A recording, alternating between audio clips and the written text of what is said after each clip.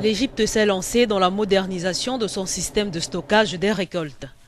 Un système qui permettra au pays d'économiser des centaines de millions de dollars sur les récoltes des céréales comme le blé.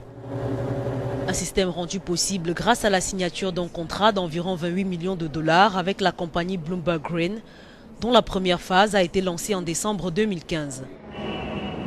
Bloomberg Grain estime que le gouvernement perd environ 40% de sa production chaque année en raison des mauvaises techniques de stockage inadaptées, selon l'entreprise qui prévoit introduire de nouvelles fonctionnalités de sécurité pour limiter le trafic de la marchandise par les fournisseurs.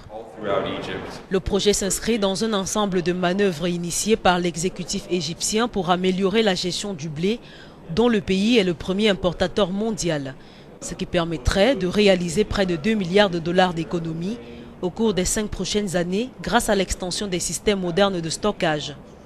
Right now, we're in the process of negotiating a contract for the phase 2 expansion. En ce moment, nous sommes en train de négocier un contrat pour l'expansion de la phase 2. Si nous parvenons à un accord avec le gouvernement d'ici le 1er mai de cette année, nous devrions être en mesure d'atteindre nos objectifs communs, d'avoir tous les choix et les Bloomberg Grains qui sont des centres agréés de traitement des récoltes dont la durée court jusqu'en 2018. Completed with the Bloomberg Grain Aggregation and Processing Centers by the harvest season in 2018.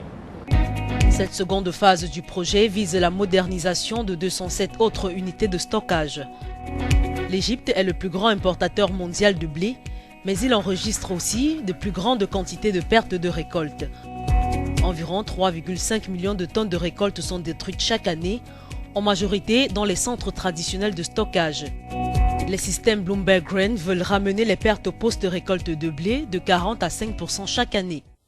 Le projet avantagera également les agriculteurs qui pourront bénéficier équitablement des revenus de leur production.